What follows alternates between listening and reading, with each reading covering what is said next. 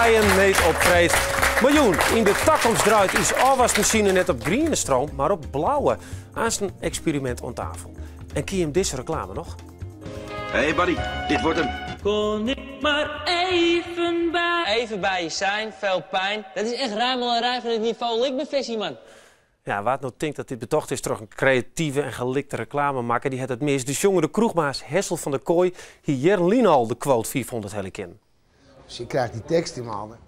Moest de dromen zijn bedrog. Als ik wakker word met zo, ik zeg nou, dit krijg ik mijn strot niet uit hoor. Dit. Ja, Aasdeu vreeg of die reclameman dat wist van hem. Gelukkig is het maar Hessel en zijn dochter Tessel de goed kwam. En voor alle man en vrouwen, mooi snor, blijf zitten, want het snorrenfeest is aan in een minuut. Maar eerst even een stukje Leeds leed. Want jongens, moet ik je hem er binnen, je met de bouwers van het Lego-skip.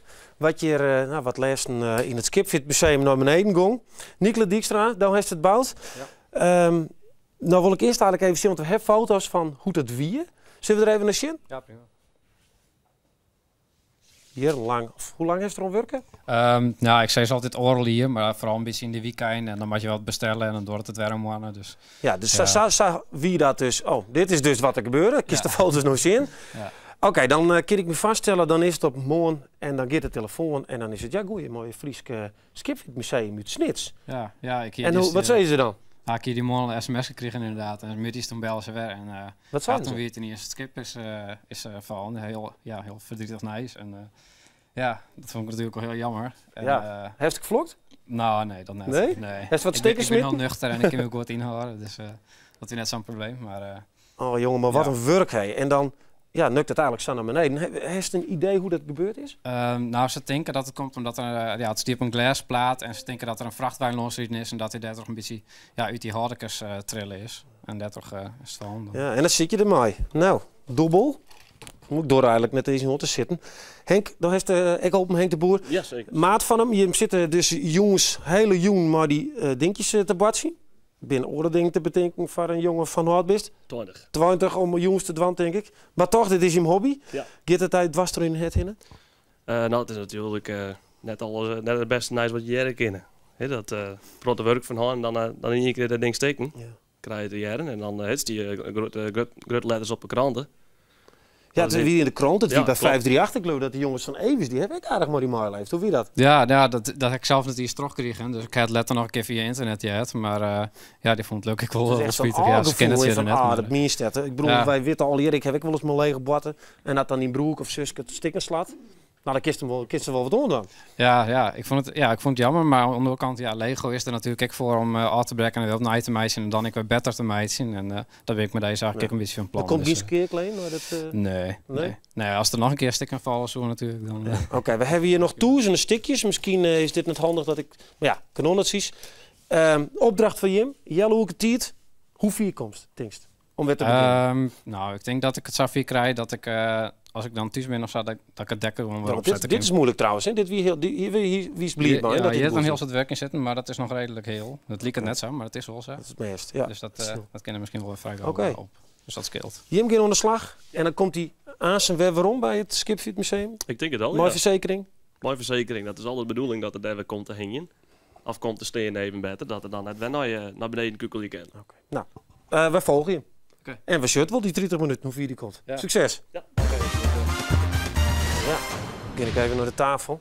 Hessel trouwens, hoe zit dat eigenlijk met die reclame? Want ik krijg wel van, pijnlijk. Maar wisten ze dat? Dat die reclame, is die erop baseerd? Dat die reclame voor het eerst op tv kwam, moest ik wel lachen, ja. Ja, ik was wel verrast. Het was natuurlijk humor in een kwadraat. Ja, dat dacht echt van, nou had ik het net upien.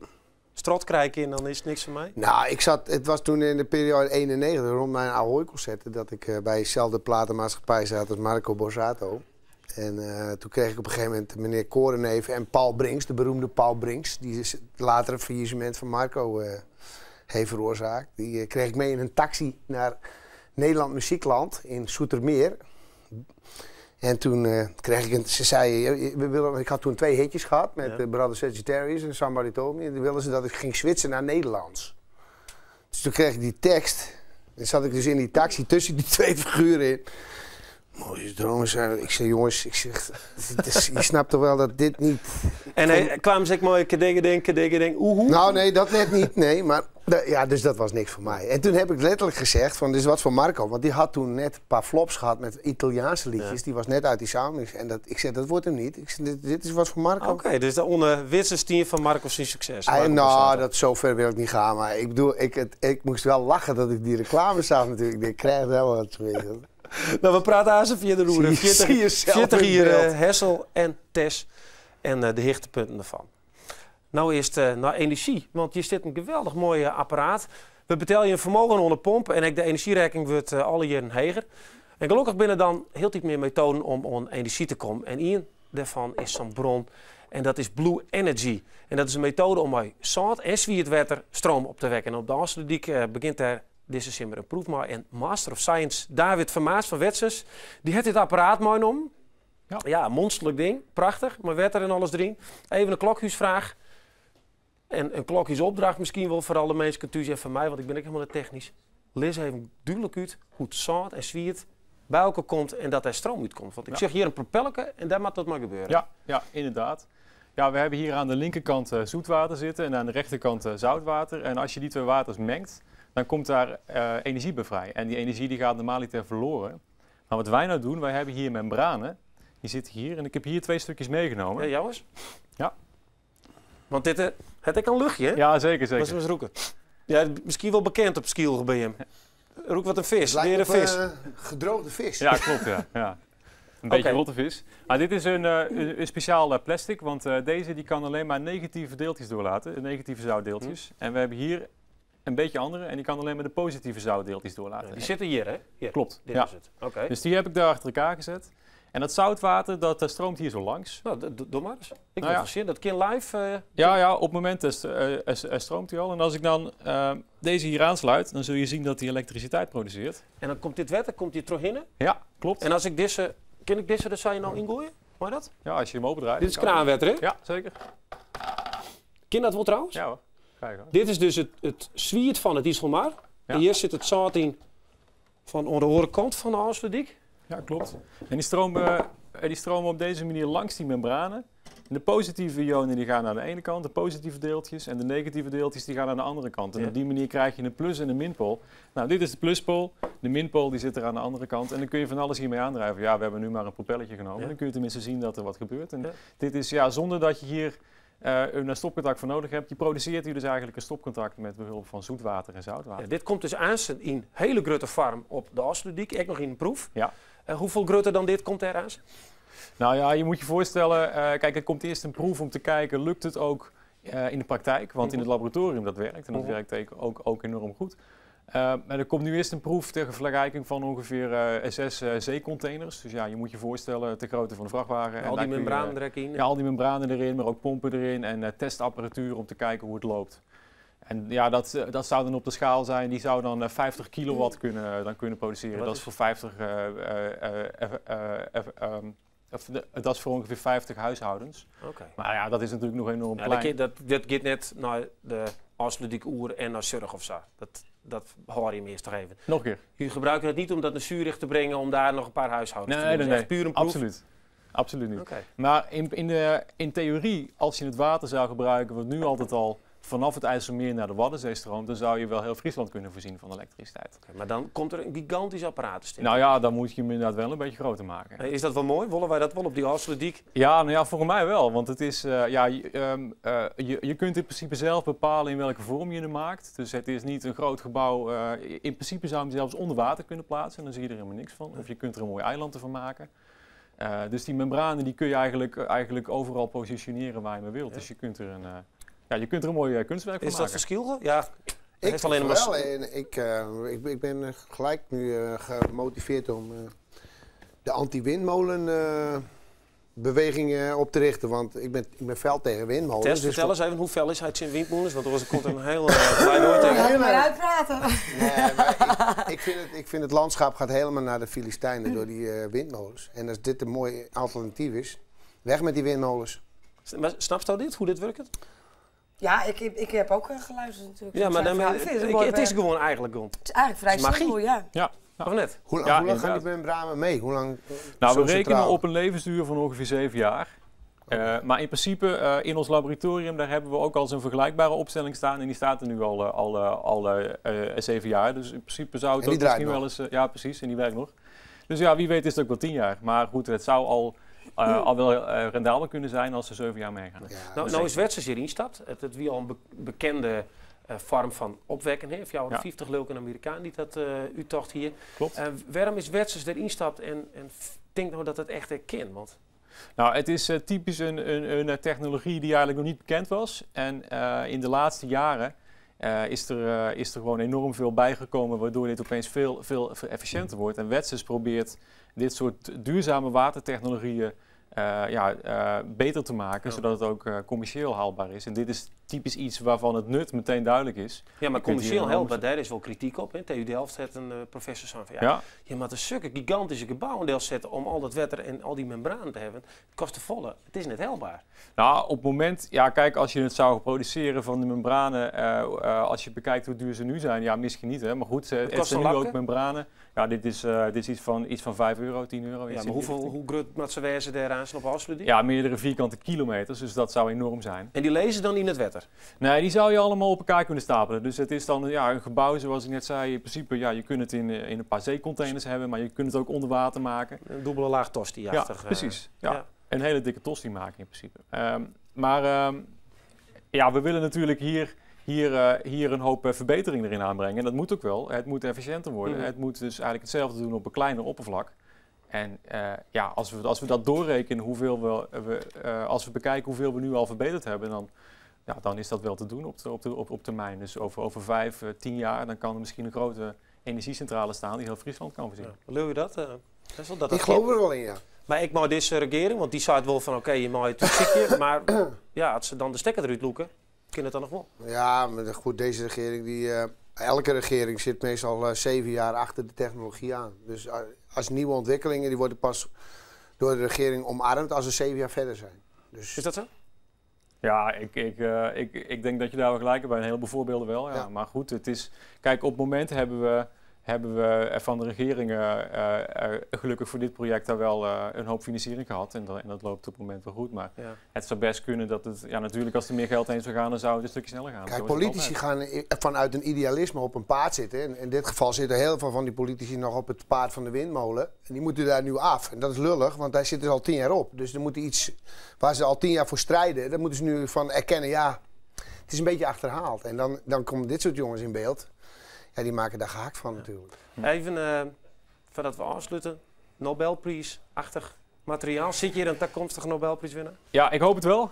Ja? Ik hoop het ook. En ik vind het een geweldig project. Dus wie weet maken we een keertje uitvindingen waardoor dit niet alleen maar 10 keer goedkoper wordt, maar gewoon meteen en ook niet alleen maar Friesland kan voorzien, maar de halve wereld kan voorzien van elektriciteit. En dan ga ik wel voor die Nobelprijs. Nou, ik hoop dat ik daar ooit eens een keer mijn stofzoeger of wasmachine op afsluiten kan. Hartstikke mooi. We gaan even verder maar wat meer naar het milieu. Want de jongens die er staan te bouwen, die gaan trouwens al aardig 4 daarachter.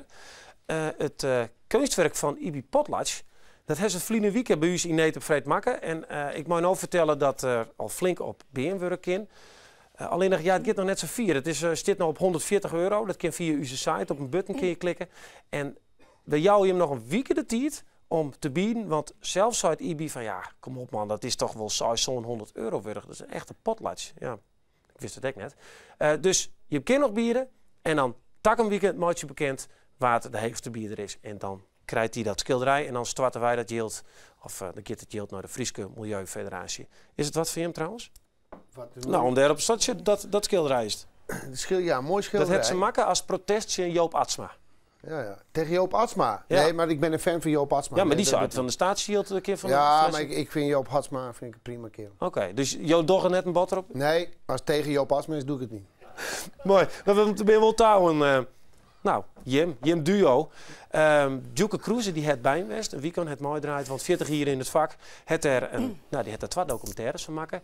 En daar hebben wij een liedse compilatie te maken van die hele bulten. Maar speel en ik heb even zien het leven van Hessel in een notendop. Dat ook hoor. Hessel van der Kooi groeit 1 jaar 50 op. Hart en hem werk je hut voor een beter bestaan voor het gezin. En mijn vader had 2 banen. Ja. Die werkte 's nachts en overdag. Ja. Maar dan krijg je als kind toch een tik van mij natuurlijk. Doet hij zegt je wie wil hij emigreren naar Canada. Zijn huid vond dat niks. En regelen Café de Groene Weide voor zijn zoon. Ik kwam hier in de middeleeuwen terecht. Geen warm water in het pand. Geen telefoon. Geen gas. 1 5 ampère stop zat erin. Ik drukte een Brabantia koelkastje in het stopcontact en pots, alles uit. Gasten wienen er net volle. Hessel tokkelen wat op zijn gitaar. In een periode waar dit juist het grote succes van het café.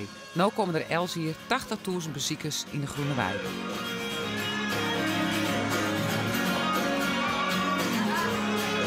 Hessel maakt het eigen nummers en verkeepert zijn eerste LP onder gasten. Daarna komen er grote concerten, onder andere in Ahoy en de Heineken Music Hall. Oh.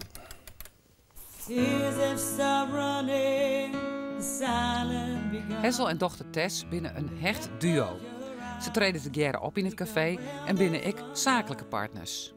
Ik heb de ondankbare taak om mensen teleur te stellen soms. Hoe gaat dat dan? Ja, dat moet. Hij zegt gewoon, bel Tess maar. En die mensen willen mij die willen een advertentie verkopen. Of die willen dat hij komt spelen. Of die willen dan ben ik wel degene die zegt van, nou, nee, dat gaat niet. Dus ik heb altijd sterk de neiging om te zeggen, tuurlijk, dat doe ik wel. Maar ja, dat kan natuurlijk niet. Dat bestaat niet. Nee. Dan ga je natuurlijk nat. Dus dat is even makkelijker, ja. En dat doet ze goed, zij kent wel. Tess is daar veel makkelijker in, ja. Ja, die zet dat heel snel van zich af. Ja, dat kan gewoon niet, punt. Ja, een unieke combinatie zitten echt ademloos te zien. In die beelden nog net zien, hè? Nee, het is voor ons ook wel een beetje spannend. Ook. Ja. Je hebt toch een inkijkje in mijn leven. En ik heb de beide documentaires als jongen. En dan stuur ik toch een soort van twee-eenheid, huid en dochter. Hoe vaak bel je hem bijvoorbeeld, Malcolm? Tess? Gisteren 36 keer, denk ik. Ja, gisteren was wel een Gisteren was een hoogtepunt van de week. En waarom? Wat je dat doet, Tess? Ja, kleine dingetjes. Meestal wel of niet. Ja of nee. Doen we wel, doen we niet. Even hier vragen, Just in het gesprek. Gisteren ging het over speeltuinhuisjes voorbij de boerderij. boerderij. Ja, voorbij de West-End. Ja, 2 of 3. 2 of 3, doen we het wel of niet? Kun jij even meten? Ja. En wat is het? Ja, 3. Wel. 3. Ja, en wie bepaalt dat dan? Ja, zij natuurlijk. Uiteindelijk ik wel. En waarom? Nou ja, ik ben daar gewoon... dat is mijn dagelijkse ding. Maar waarom draai je net 2? Wat wie nou derde? We hebben 3 boerderijen. We hebben, Dat is logisch. Ja, maar je kunt het ook bij 2 boerderijen nemen. Nee, maar de reden was omdat er genoeg ruimte was. Ik twijfelde even of er voor een derde genoeg ruimte was. En dan bel ik even. Ja? En dan, kan wel. Nou. Maar je bent vlakbij elkaar, toch? Ja. Ja, maar ik was op dat moment op West. En zij is dan op Hoorn. Dus en dan je het 36 keer? Nou, gisteren ja, ik ben vrij honkvast. Hij is altijd kwijt, zeg maar. Spoorloos. Dus, ja, dat ontstier ik wel een beetje, dat beeld van een goud en een strakke leider. Ja, ik ben goud. Ik ben wat chaotischer. Maar ook weer niet. Nou, het ligt eraan waarin, denk ik. Ja. In sommige dingen niet, maar in bepaalde dingen... Ik kan heel consequent zijn ook. Ja, zoals? Ja, bijvoorbeeld dat ik heb al 9300 optredens gedaan bijna. Ik ben er altijd. Het moet wel echt, gebroken of in half coma op bed liggen wil ik niet spelen. Maar misschien keer ik wel net nee zeggen. Nee, maar het is ook een soort rare... structuur? Rare drift. Vaste structuur. Dus daar ben ik heel consequent in. Terwijl ik in iets andere dingen kan ik wel weer wat losse... Want voordat de mensen denken, we hebben ze toer even de verdeling van je imperium. Want dat is het stadig onwollen van de kooi imperium. Ik bedoel, jongen, ondernemen, zelfs eigen stom bouwen. Nou, die huisjes doe je hem al hier. Ik bedoel, volgens mij ben je hem daar gewoon gigantische miljonairs daar op dat eiland. Ja, volgens de quote. Het eiland, hè? Maar wat is je verdeling in die relatie tussen huid en dochter? Nou ja, het zakelijke gedeelte, zeg maar de dagelijkse zakelijke dingen. En financiën, die liggen wel voor het grootste gedeelte bij mij. Maar in de grote lijn heb je natuurlijk altijd weer overleg. Vandaar dat je dus ook 36 keer per dag aan de telefoon hangt. Omdat je toch, het ene valt of staat met het andere. Dus je kunt ook niet zeggen, nou, jij doet dat gedeelte en ik doe alleen dit. Zo werkt het niet. Dat is een en kist er zonder die nooit? Nee. Tuurlijk wel. Nee, nog niet. Nee, kist er zonder test? Nou, laat ik het zo. Nee, nu niet. Waarom net? Omdat ik een boekhoudkundige gehouden ben, inderdaad. En ik heb het wel allemaal in mijn hoofd. Het is niet zo dat ik het zicht niet helder heb. Dus ik weet wel ongeveer wat er speelt. Maar ik ben een hele slechte archivaris bijvoorbeeld. Ik kan geen orde brengen in wat ik heb gedaan. Nee. Bijvoorbeeld, ik heb ook niks meer liggen van wat ik ooit heb gedaan. Want dan komt er weer iemand die verzamelt van alles. En dan heb ik nog 1 liggen en dan zeg ik, neem maar mee.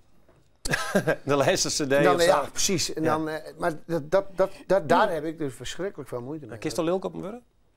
Ja. Wat voor momenten? Veel. Voor momenten dat wat hij... Wat de laatste keer bijvoorbeeld? Gisteren. Nee. Oh nee, eergisteren. Nee, waar ik kwaad om kan worden, dat hij soms dan dingen regelt en denkt dat hij dat tegen mij gezegd heeft. En dan gebeurt, dan word ik ineens gebeld met iemand en zegt dan van ja, we komen met een paar mensen en dit of dat en zo en zo.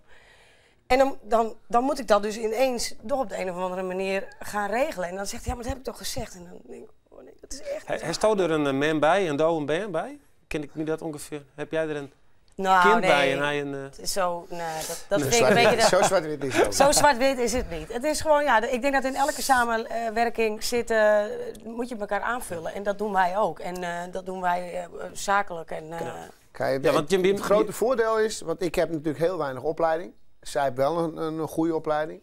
Dat manifesteert zich met name in administratieve en organisatorische momenten. Ja. Dan gaat het bij haar beter. Omdat ik doe alles op intuïtie.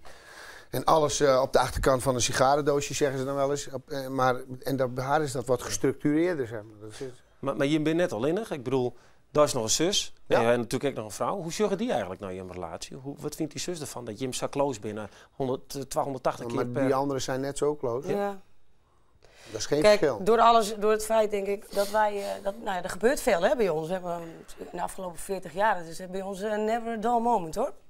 En ik denk dat je dan als familie ook wel heel hecht wordt. Omdat er gebeurt veel en er kijken veel mensen naar je. Dus je bent toch al... wij zijn heel close met elkaar. Ja.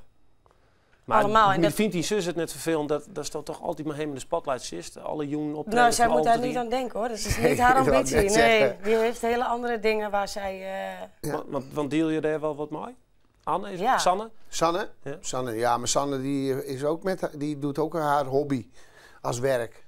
En dat is? Piloot bij de KLM. En die vindt het fantastisch. Oh, je zit ze? Dan krijg je... Ja. Okay. Af en toe dan tweet ze de Schelling even door via Twitter. Dan zit ze weer op 4.000 of 7.000 kilometer en dan krijgen we een foto vanaf 7.000 kilometer. Maar jij vliegt er toch zelf weg? Ik vlieg ook, ja, maar niet zo, is zo groot hoor. Nooit daar? Ik heb 1 keer meegevlogen, ja. Maar dat is, ja, ik bedoel, ik kan me vaststellen dat er toch aardig wat druk op zit. Ik bedoel, werk je mooi, dan... Ja, je hebt toch relaties en je kind net als Sam maar zeggen van nou, ik ervaar dat niet zo. Nee, onze samenwerking is een van harmonie. Voor zover je daarvoor kan spreken. Natuurlijk heb je zakelijke conflicten en andere inzichten. Ik ben 56 en zij is 31, dus daar zit er wel een verschil van mening hier en daar natuurlijk. Ja. Maar wat dat er gaat, laat ik het nu al veel meer aan haar over. Ja, want hoe is de verdeling naar de takkomst? Ja, maar goed, voor mij is zij nu degene die bepalen wat er de komende 10 jaar gaat gebeuren. Omdat voor mij is het een kwestie van afbouwen. En ik heb ook niet meer het zicht op de nieuwe trends. Zij is meer van deze generatie natuurlijk, van de nieuwe generaties die eraan komen. Dus je moet niet als oude lul denken dat je dat dan nog weet. Nee, maar nou zeg ik bijvoorbeeld de opnames van die album, die eerste, helemaal van diezelf. Ja. En dan neemt hij dat op. Ja. En dan zou hij ja, opnieuw. Nee, dat was niet goed. Ja. En dan toch wel vrij streng. Ja, maar dat is technisch. Dat is technisch. Je bent aan het werk. En dan kun je wel zeggen, oh, wil je alsjeblieft nog even dit doen? Nee, dat werkt niet. Ik heb überhaupt niks met... hij heeft het beste met mij voor. Ja. En ik ga ervan uit, als hij zegt dat moet opnieuw, dan doet hij dat omdat het beter moet. En omdat hij weet dat ik dus blijkbaar beter kan, doet hij niet om mij te pesten. Het is gewoon, je bent met iets bezig, het is serieus. En ik zit helemaal niet te wachten op een paar van die handschoentjes met allemaal moeilijk. Dat kost alleen maar tijd. Zeg maar gewoon wat je wil, dan doen we dat. Want wat heeft dan over hem geleerd? Is dat toch in... Om dingen te laten. Ik ben nog wel eens, ik verlies mezelf nog wel eens in structuren. Ik wil dat alles overal grip op hebben. En hij heeft mij geleerd om bepaalde dingen ook maar gewoon te laten. En inmiddels heb ik erop leren vertrouwen dat uiteindelijk altijd goed komt. Oké, David, als we hier nou een paar van die membranen tussen zetten, hoeveel stroom wekken we dan op? Hoeveel stroom wekken we op als een paar van die membranen tussen hun inzetten? Nou ja, wie van de twee is er zoet en wie is er zout? Ik ben het zout, zij is het zoet. Oké. Nou, het is allebei 1 kubieke meter ongeveer. Dus dat, en dan voel ik een Nobelprijs aankomen. Oké. Voel ik een Nobelprijs aankomen. Ik zal zijn bij de jongens van de bootje. Jim, speel je aan ze nog een verse voor u, hè? One Heart. Doe maar. Prachtig, duet. Ja, jongens. Nou, dan ben ik toch wel een keer goed vier in mijn kamer binnen. Ik zie nog geen kanon. Hij zit wel om elkaar vers nou, hè? Ja. En wacht even, ik zal de dingen erin bijpakken. Dan kan ik praten. Hoe is nou de oerlist tussen je? Nou ja, hij weet net precies hoe die in elkaar zit, want ik heb hem uiteindelijk makken. Maar ja, we hebben die boekjes erbij. En ja, want dan is het een beetje van, ja, dat is misschien wel even dwan en dat is nog wel iets makkelijks zoals het eventueel nou in elkaar zetten. Ja, want dit is een boekje. Ja. Want ja, had ik maar mijn jonkjes aan het bouwen ben, dan hebben we een poetsie erbij en er zit dan ook nog zo'n uitlist bij. Dat heeft toch net? Nee, ik heb het gebouwd van ja, gewoon boeken met mij ja, schilderijen en zo.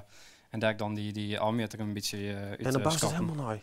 En zei ik het bouwt inderdaad. En ik heb wat foto's maken. En ja, daar moet ik het nou weer een beetje uit de helling zetten. Oh jongen, hoeveel dagen is hij nog bezig, Tinkst? Nou, ik denk een aantal weken. Aantal weken? Ja, als ik dan elke dag er een beetje wat onsleutel. En ze toch helpen? Ja, bij mogelijk, dan help ik hem mooi. Ja. Nou, binnen nog meer van die jongens hè, die dit doggen. Ja. Die denken van nou, ik ga net op stap of ik doe net wat oors. Ik vind dit leuk. Of is het wel eens op stap? Ja, zeker. Tuurlijk, ja. Flauw van mij. En dan wordt er op vooravond Jeroen praten. Ja, wat zijn de reacties daar over dit drama? Dat is dit dan net heel vol, of er is net heel veel bekend nog over het drama zelfs. Maar ja, dat was skandal zelfs. En meestal echt van verontwaardigd van hoe kent dat nou? En waarom gebeurt dat zo? En ja, wanneer verwacht je hem of ga je hem überhaupt weer opbouwen of door een poging tot? Ja, dat is dus de wordt wel druk op praat. Hey, nou heeft toch maar een afspraak maken met het Skipfit Museum. Wat is dat? In een glazen kist en dat net hier? Nou, ik kan er net echt een afspraak maken, maar ik verwacht inderdaad dat het er natuurlijk steviger op komt te steken als hoe het wie is, zeg maar. Ja, maar want er is dus gewoon een glazen plaat vol, dat hier niks mooi. Nou ja, mooi opzet Sinter, maar het helemaal niks. Net, Dus hij gaat er gewoon weer in en ja, wanneer bouwt ze bedoeling? Nou, ik ga hem bijvoorbeeld 14 april, dan ga ik daar even bouwen. Dus start van het museum iedereen er komen te zien, zeg maar. Ja. Dus dat is het plan. Is er een advies voor die lui daar? Nou, dingen beter verzetten. Ja, nou, succes. Ja. En ik geloof dat het op Flickr te zien is, hè? Dat is die site en hast al bij met die foto's? Ja. Dan gewoon op de naam Vestas. De Vestas herrijst opnieuw. Ja. Oké. Nou, na een schipbreuk. Bedankt jongens, succes ermee. We beginnen naar de minuut. Want alle week een keer mensen bij een oproep doen. 1 minuut omdenken voor een evenement of een goede doel. En dit keer is de minuut voor Stephanie Kemper van Poppodium Asterix in Ljouwert. Vrouwen, mooi snor. Oeh. Als er eens een opmerking moet maken, dan was ze heel leuk. Ja. En nu heeft ze zelf al hier optekend. Ja, man, nog maar snor. Is dat echt trouwens? Ja, nee. Ik heb nog wel een beetje snorken. Een beetje. Nou, Stephanie, de rest een minuut. Ja. De klok draait. Kun je nou vertellen, wat gebeurt er met snorren en vooral hier? Oké, we hebben vanavond bij Podium Asterix hebben we een snorrenfeest. Vanaf 8 uur begint het in de Blokhuis Poort. En daarbij hebben we 2 fantastische beentjes. Eentje uit Groningen, Wavebreaker, en eentje uit Friesland, Mr. Wallace. De winnaar van de kleine prijs van Friesland. En we willen de hele zaal vol met snorren. Ja, maar waarom snorren? Waarom niet? Ja, nee, je hebt het betoogd. Het leek ons leuk. Een hele zaal vol met mannen en vrouwen met snorren. Ja, en die balhoedjes, wat is dat nog? De avond heeft een beetje een Charlie Chaplin thema. Die stond natuurlijk ook bekend om zijn snor. Dus de medewerkers hebben een snor en een bolhoedje op. En dat is jong? Ja. Mooie bands, optreden in de Blokhuis Poort, bij Podium Asterix. Even een persoonlijke vraag. Had er nou Joen dus een hele knappe man bij, die komt maar toch wat zo'n vlassig vies snorretje, wat dan? Ja, dat hangt er vanaf. Er is heel veel keus vanavond natuurlijk. Ja, hè? Dus, je kunt hem ook goed verstoppen. Oké, nou Joen, Poppodium Asterix. Bedankt. Knap dingen. Ja, je kunt het zelf ook een oproep doen. Mail dan even naar neetopvreet@omroepfriesland.nl en dan komt alles wel goed. Ja, normaal is ik dan, dit wie Nederland, naar wie Vreet, maar nou is het laatste wit om Heid en dochter Hessel en Tess.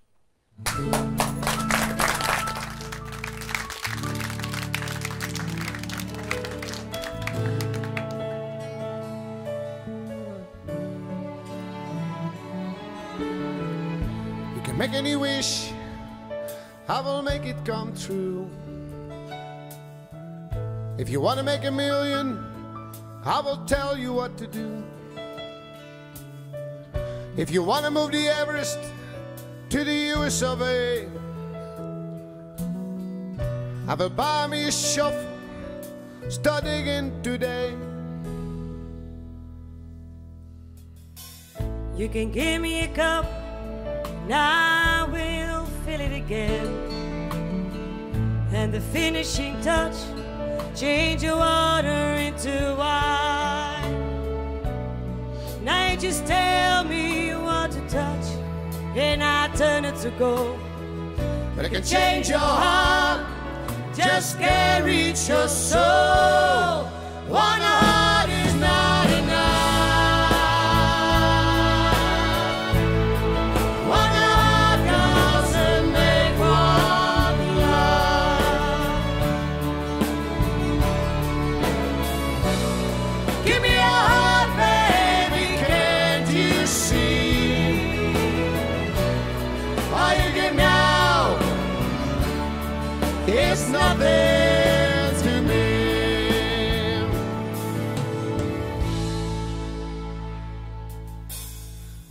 I'm searching for gold, struck so many beds,